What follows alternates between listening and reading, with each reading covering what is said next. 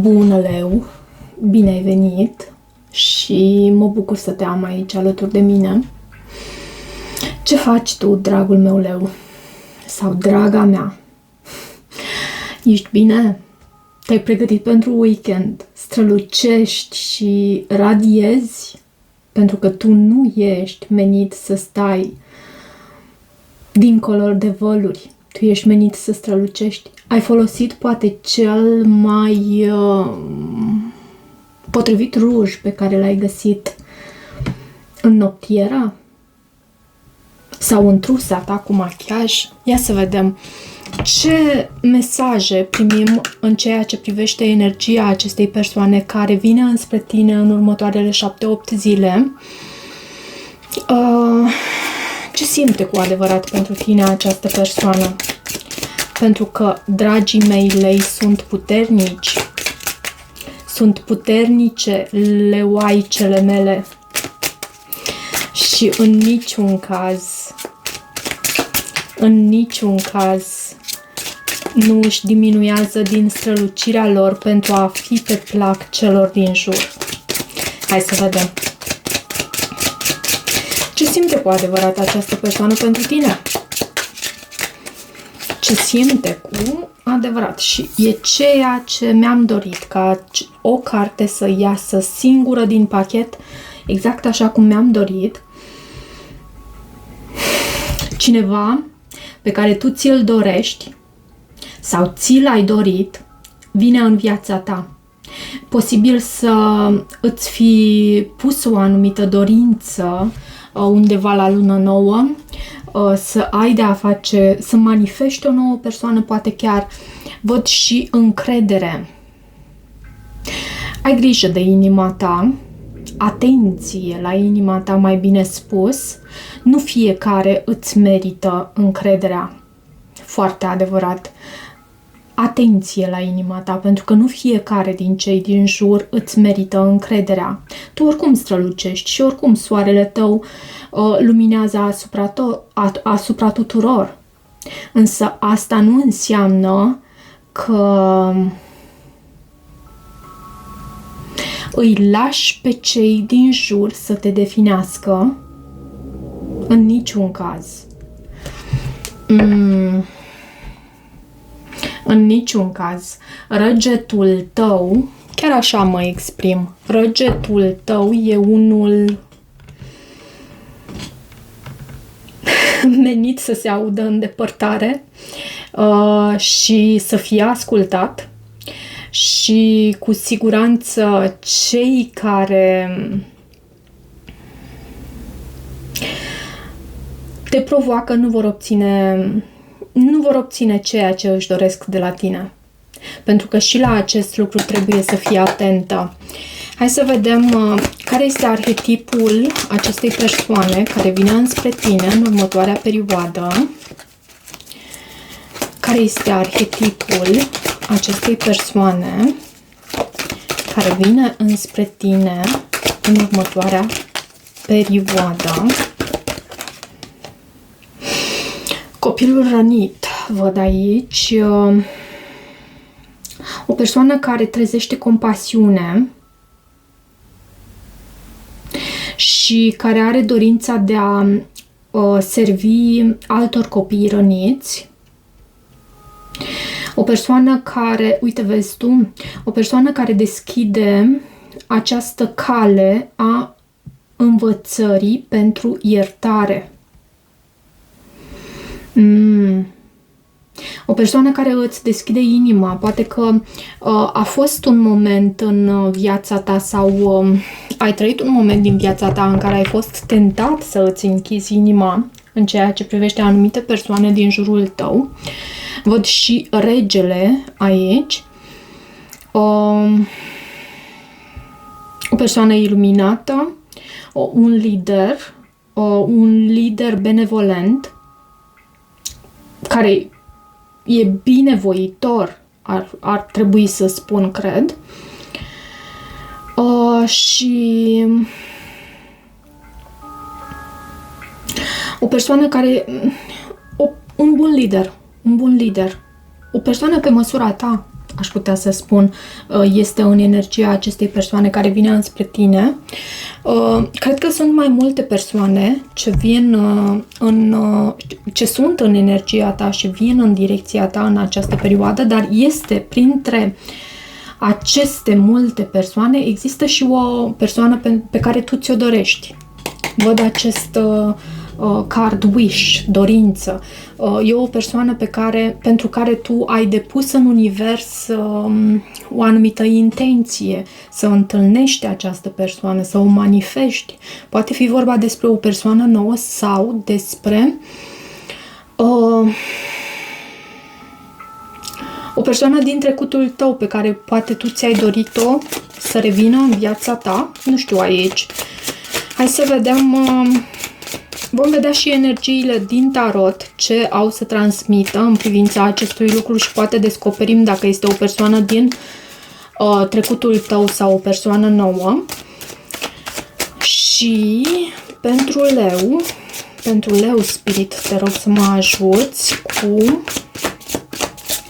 mesajele pentru leu. Uite, cartea Îndrăgostiții poate să vorbească despre o decizie și știi de ce spun asta? Pentru că văd și acest 2 de monede. Poate că, da, poate să reprezinte și o atracție puternică. Această carte Îndrăgostiții reprezintă și așa ceva, dar împreună cu acest 2 de monede mă duce cu gândul la o decizie necesară în această situație. Și ce mai avem aici?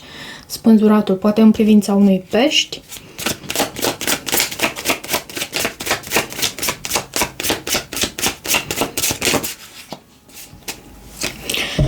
Sper că acest weekend să îl petreci la modul cel mai frumos, cel mai plăcut pentru tine și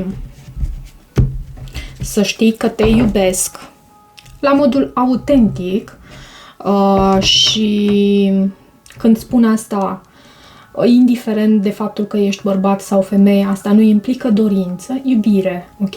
Și urarea mea pentru tine este aceea ca tu, și mă repet aici, este aceea ca tu niciodată să nu îți diminuezi din lumina ta pentru nici un alt fel de exemplar de om din lumea asta. Văd eremitul la baza pachetului. Eremitul reprezintă zodia fecioară. Poate ai de a face cu o fecioară, 9 de spade și steaua.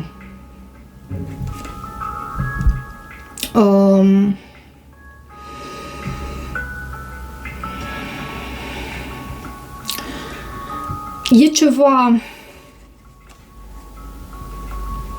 ce parcă tu încerci să vindeci aici, pentru că eremitul și steaua reprezintă și cărți pentru vindecare. Ar mai lipsi temperanța și am avea toate 3 cărțile pentru vindecare. 10 de cupe, 5 de monede și vezi tu, e una caldă, una rece și nu prea îmi plac astfel de energii. 10 de cupe, da, este o carte foarte frumoasă, dar per se atunci când este întâlnită singură sau în combinații la fel de bune de cărți. Reprezintă familia, împlinirea sufletească, dorința asta a ta de a vindeca ceva anume și pentru asta simți poate că e cazul să te retragi din lume cu acest eremit și, repet, poate să te reprezinte pe tine, dar poate foarte bine să reprezinte persoana cu care tu ai de-a face în această perioadă. Ok. Puterea în ceea ce simte această persoană în privința ta, în gândurile sale, 8 de bâte. Este o carte care vine cu mișcare, vine cu viteză, vine cu acțiune chiar, cu comunicare. 4 de cupe. 4 de cupe în intențiile sale, felul în care se arată această persoană. Avem 7 de spade. 4 de spade este în sentimentele tale față de această persoană. Cavalerul de monede este în provocarea de aici. 9 de cupe este în ceea ce urmează în această conexiune și sfatul pentru tine, pajul de bâte. Poate comunicarea, deschiderea, posibil să ai oportunitatea de a Da, și dacă am spus oportunitatea, înseamnă că e o oportunitate aici de a primi anumite vești, anumite noutăți, poate despre această persoană. Sau ceea ce afli aici te încântă. Și poate nu ești atât de încrezător, dar e ceva autentic aici. Aceste noutăți reprezintă ceva autentic. Ok. Avem puterea în sentimentele sale față de tine. Puterea este cartea leului. Fie această persoană te poartă în suflet, fie mai poate fi și faptul că își reprimă din dorința aceasta de a comunica, pentru că avem aici comunicare în gândurile sale. În sufletul său, această persoană nu o văd să comunice sincer. Nu își dorește acest lucru. De ce puterea? De ce puterea? Dar e cartea ta. Și cavalerul de spade este o carte a comunicării, a acțiunii. Și 7 de monede, vezi? Cum această posibilitate, dorință, această situație care vorbește despre acțiune, despre comunicare, despre deschidere, despre acțiune cu viteză, cu dinamism, cu toată forța, cu acest cavaler de spade, e diminuată această energie. Da, și sper că mă exprim corect. E diminuată această energie de acest 7 de monede împreună cu puterea care este în substratul până la urmă din sentimentele acestei persoane. Cavalerul de monede este în provocarea din această situație. Poate lucrurile se petrec destul de încet. De ce cavalerul de monede? 8 de bâte. Și e ceva în privința comunicării. Și judecata. Dar vezi tu, lucrurile sunt știute exact așa cum sunt. Cu acest card judecata reprezintă Arhanghelul Gabriel, care sună din hornul sau din trompeta sa și trezește la viață. El distruge orice fel de iluzie aici. Și 8 de cupe.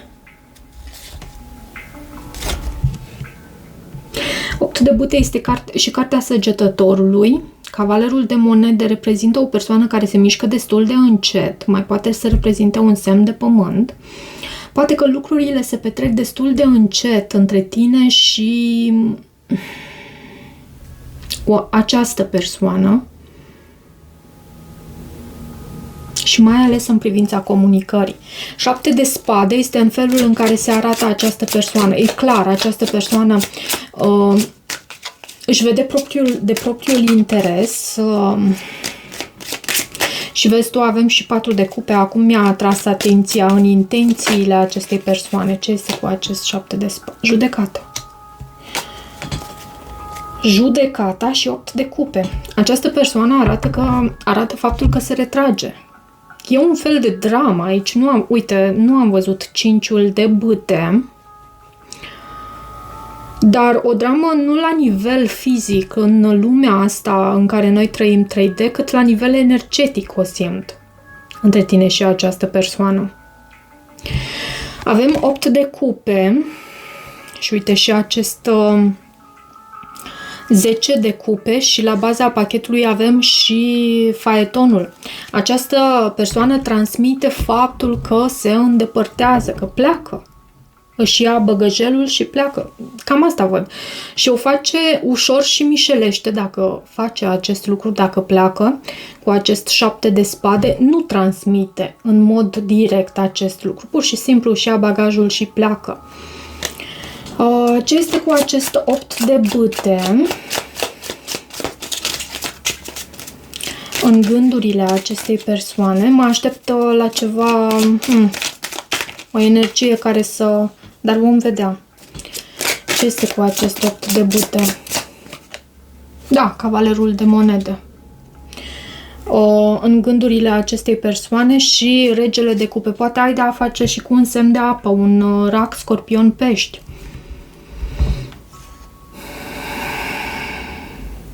Dar în gândurile acestei persoane, vezi tu, această persoană își dorește să iasă ușor din peisaj. Și chiar dacă este în energia persoanei care vine înspre tine, eu cred că până la urmă cineva intenționează să își aleagă independența. Și ce simți tu pentru această persoană?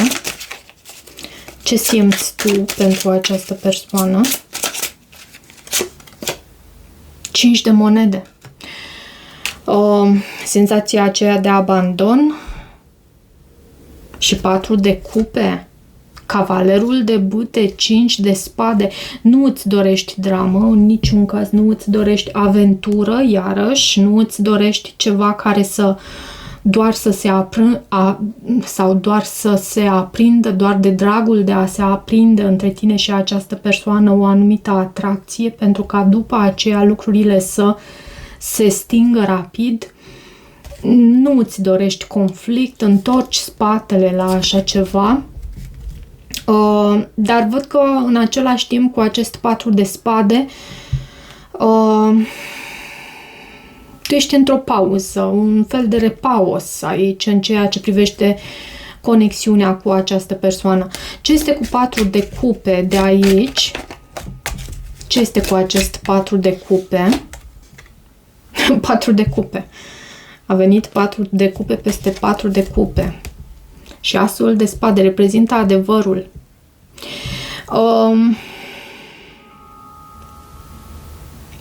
Această persoană știe că poate să existe o anumită oportunitate, fie de împăcare, dacă este o persoană din trecutul tău, fie de ceva frumos între tine și dânsa, însă nu este deschisă. Posibil să fie o persoană din trecut, văd și 6 de cupe. Nu este deschisă la așa ceva. Ok, și avem 9 de cupe în viitorul apropiat. Ce vrea să transmită acest 9 de cupe? 9 de cupe este o carte care anunță împlinire, dar și independență în planul acesta emoțional. Și sunt curioasă să vedem ce vine aici. Lumea. Independență în planul emoțional. Posibil să existe și distanță între voi. Văd și cavalerul de cupe. Comunicare online. Da, posibil și așa ceva. 9 de cupe poate să anunțe și faptul că ți se împlinește o dorință, dar eu aș merge mai mult pe ideea asta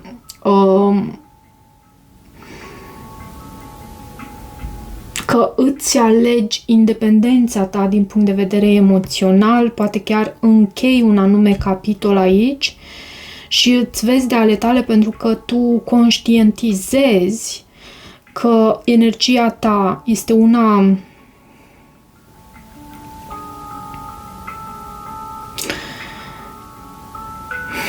cum să zic eu aici, e una sacră și nu aruncăm cu perle, nu? În fața porcilor sau a gâștelor sau cum doriți voi. Dar energia ta e una prețioasă și prețioasă sună așa prețios, dar e una sacră. Energia ta și ceea ce ești tu în lumea asta e foarte importantă în planul acesta energetic. Nu te juca cu așa ceva. Nu oferi ceea ce ești tu pentru oricine. Și avem și acea persoană care se simte a fi, pentru că e posibil să mai existe și cross-watchers, cum se spune în engleză, care să se simtă ofensați. Nu cred că ar trebui să fie în primul rând astfel, pentru că fiecare își are locul său în tot acest mare puzzle și rolul și importanța sa, Însă eu citesc acum pentru leu și transmit aceste mesaje pentru leu. Decepajul de bâte. Decepajul de bâte.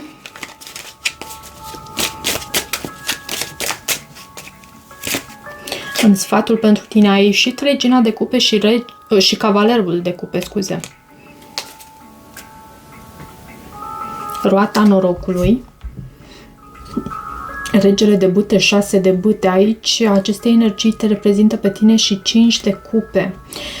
Acum, sfatul pentru tine ar fi acela ca tu să nu vii cu energie din trecut, cu energia aceea care descrie dezamăgirile pe care tu le-ai trăit în trecut. Lasă să treacă,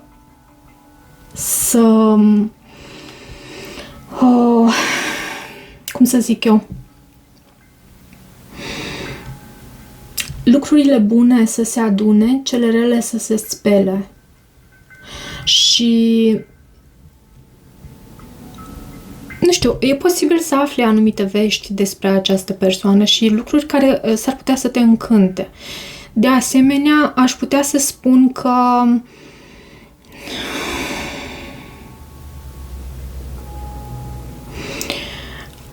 spun că e posibilă și deschiderea aici, dar având în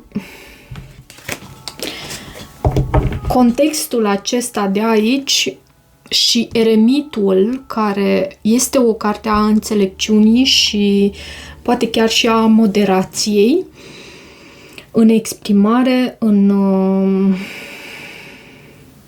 a da, nu cred că este vorba despre așa ceva. Cumva cred că afli anumite vești în privința acestei legături și nu e momentul tocmai pentru voi, pentru ceva mai mult. Da, într-adevăr, cavalerul de cupe arată o ofertă de dragoste, dar ceea ce afli tu, am sentimentul că te încântă, îți gâdilă din acei senzori ai tăi. Hai să vedem acum din acest oracol ce mesaj avem pentru viitorul apropiat între tine și această persoană. Ce avem pentru leu ca mesaj aici? Eliberează-te.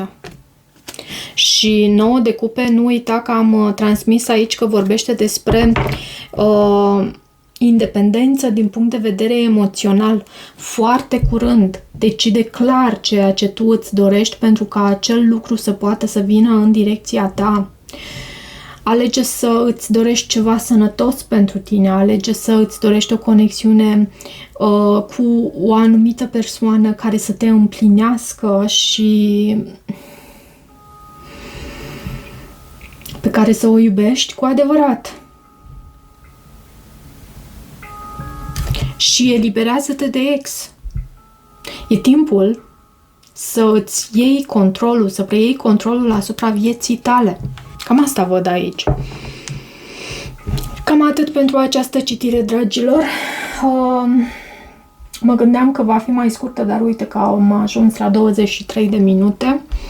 Vă mulțumesc mult pentru toată susținerea și faptul că m-ați așteptat cu această citire. A fost așa, luna asta plină a fost ca un tumult de stări. Dar e bine că suntem sănătoși, e bine că suntem bine și că putem merge mai departe cu fruntea sus și strălucind și oferind din strălucirea noastră absolut tuturor și ne lăsându-ne să ne fie acoperită și să ne fie acoperită lumina din partea celorlalți și în același timp ne lăsându-i pe ceilalți să ne definească și să spună cine suntem noi. Nu ei spun asta, ci noi o spunem. Tu ești soarele. Amintește-ți asta și ești și puterea. Toate bune! Ne vedem curând!